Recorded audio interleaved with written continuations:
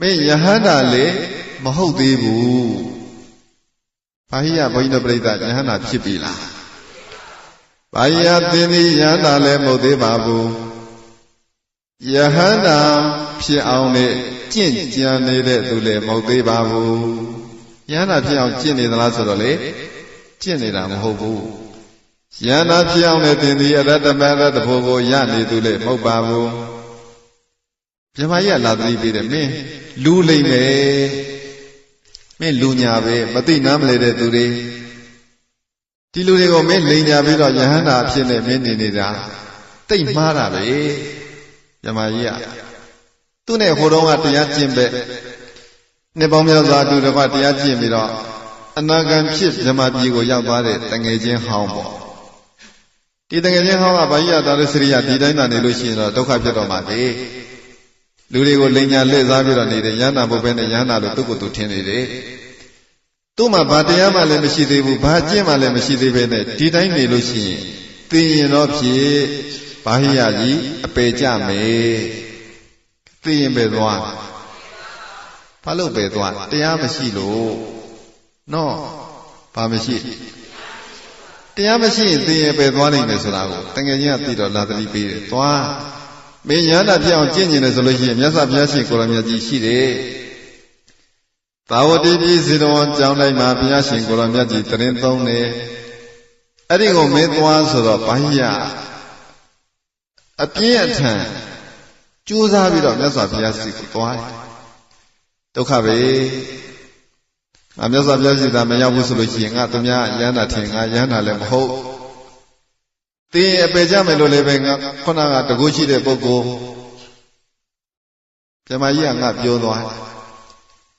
အဲ့တော့ယဟန္တာဖြစ်အောင်ကျင့်မှဖြစ်မယ်လို့တရားရကျင်လို့ဘာဟိယအပြည့်အလွှားနဲ့မြတ်စွာဘုရားရှိကိုသွားပါတယ်မိုင်မောများစွာဝေးတဲ့ရတေသာတရင်သုံးတဲ့မြတ်စွာဘုရားထံသူသွား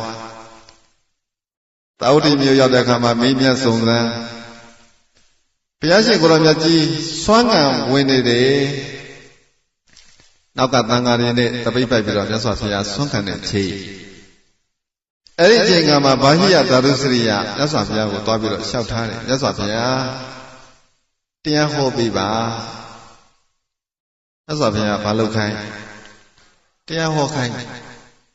မြတ်စွာဘုရားတပည့်တော်ကိုတရားဓမ္မဟောကြားတော်မူပါမြတ်စွာဘုရားမြတ်စွာဘုရားတပည့်တော်သည်တရားဓမ္မကိုကျင့်ကြံအားထုတ်ခြင်းပါလေမြတ်စွာဘုရားသူတရားကျင့်ရင်လေဘာဟိယကြီးဘာလုပ်ခြင်းတရားကျင့်ရင်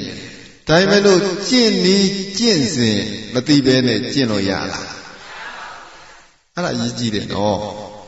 တချို့ကသရတရားနဲ့ကျင့်နေတယ်ဆိုပြီးတော့ထင်ရမြင်ရကြာဝနာဝတွေနဲ့ကျင့်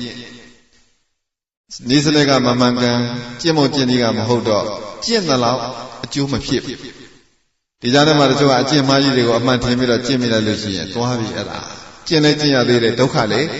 ရောက်သေးတယ်ပေါ့ကိုယ်တည်တွင်ကိုတူးသလိုပဲမကျင့်မဲနေရင်ကောင်းတာကျင့်လိုက်ခါမှာပို့ဆိုးသွားတယ်နော်ဘာလို့လဲဆိုလို့ရှိရင်ကျင့်နီးမသိလို့အခုဘာကြီးကရိုးရိုးသားသားပဲမြတ်စွာဘုရားတပည့်တော်သည်တရားဓမ္မကျင့်ကြံအားထုတ်ခြင်းပါတယ်မြတ်စွာဘုရားမြတ်စွာဘုရားတပည့်တော်ကိုတရားဓမ္မဟောကြားတော်မူပါမြတ်စွာဘုရားကဲသူတရားဟောခိုင်းတဲ့အချိန်ဘုရားရှင်ကိုယ်တော်မြတ်ကြီးဘာလုပ်နေလဲ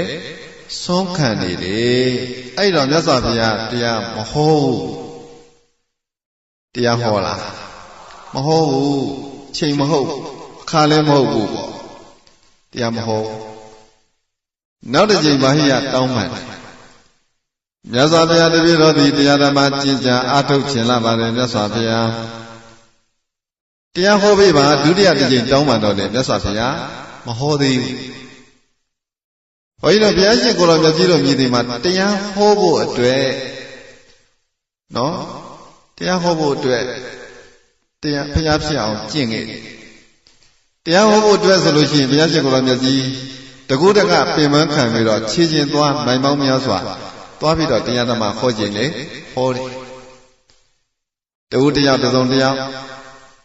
ပုဂ္ဂိုလ်တ attva တူပေါ့တရားရဖို့ဆိုလို့ရှိရင်မြတ်စွာဘုရားပင်ပန်းခံ အခုဘာဟိယတရားလိုချင်လို့အချင်းချင်းခါကတောင်းပန်နေတယ်နှစ်ခါရှိပြီရသော်ဘုရားတရားဟောပြပါဆိုတော့လေဘုရားရှင်ကိုယ်တော်မြတ်ကြီးမဟောသေးအဲ့ဒါမနေနိုင်ဘူးဘာဟိယမြတ်စွာဘုရားတပည့်တော်သည်တရားဓမ္မကျင့်ကြင်လာပါတယ်မြတ်စွာဘုရားတရားဟောပြပါတဲ့သုံးခါတိုင်အောင်တောင်းပန်ဘယ်နှခါသုံးခါဘုရားရှင်ကိုယ်တော်မြတ်ကြီးဒီသုံးခါတိုင်တိုင်တောင်းပန်ရလောက်အောင်ဘာဖြစ်လို့အချိန်ဆိုင်နေလေအချိန်ဆွဲနေလေဆိုတော့ဒီဘိုင်းရမှာမြတ်စွာဘုရားရှင်ကိုယ်တော်မြတ်ကြီးကိုဖူးမြော်ရလို့သူ့မှာသိပ်ဝမ်းသာဟိုမှာသူ့သတိပေးသွားတဲ့ဓမ္မကြီးပြောတဲ့စကားဟောတာဝတိပြည်မှာဘုရားရှင်ကိုယ်တော်မြတ်ကြီးရှိတယ်တွေ့ကျင်လို့သူအပြင်းအထန်ဆင်းရဲခံပင်မခံပြီးတော့လာခဲ့တွေ့ကျင်လို့ဖူးကျင်လို့ပေါ့အခုတွေ့ရပြီဆိုတော့စိတ်ထဲမှာဝမ်းသာတဲ့ပီတိသောမြတ်သားတွေကသိဖြစ်အဲ့လိုပီတိတွေကသိအားကောင်းနေတဲ့အချိန်သိအားကြီးနေတဲ့အချိန်ခါမျိုးနော်အဲ့ဒီအချိန်ခါမျိုးမြတ်စွာဘုရားရှင်ကိုယ်တော်မြတ်ကြီးတရားဟောရင်လေ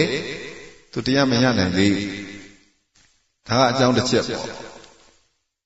နောက်တစ်ချက်ကဘာဟိယသည်အမတန်ဝေးတဲ့နေရာကနေအပြေးလွှာမြတ်စွာဘုရားစီကိုလာခဲ့ဒီတော့ဘာဖြစ်နေတော့ဆိုလို့ရှိရင်သူ့မှာပင်ပန်းနေတယ်ပေါ့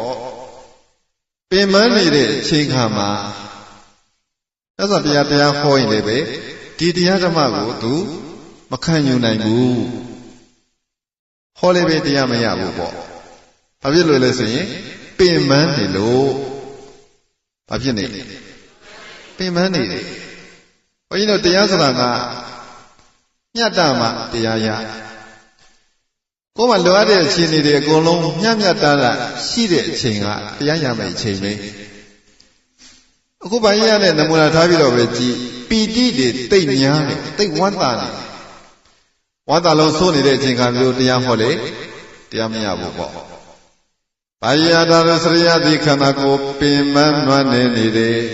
တိတ်ကိုပင်ပန်းနေတဲ့အချိန်ကအဲ့ဒီအချိန်ခါမျိုးဘုန်းကြီးတို့တရားဟောရင်ရောရပါမလားမရဘူးဒါကြောင့်မြတ်စွာဘုရားမဟောသေးဘူး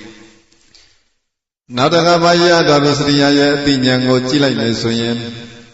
သူ့အသိဉာဏ်ဒီတဲ့ရင့်ကျက်ချိန်ကိုမရောက်သေးဘူးအသိဉာဏ်မရင့်သေးဘူးအချိန်လေးနည်းနည်းစောင့်လိုက်မယ်ဆိုလို့ရှိရင်ဘာဟိယဒါလိုစရိယအသိဉာဏ်ရင့်လာအဲ့အတွက်ကြောင့်မလို့ဘုရားရှင်ကိုယ်တော်မြတ်ကြီးကသုံးခါတိုင်တိုင်တောင်းပန်မိမယ်လို့တဲ့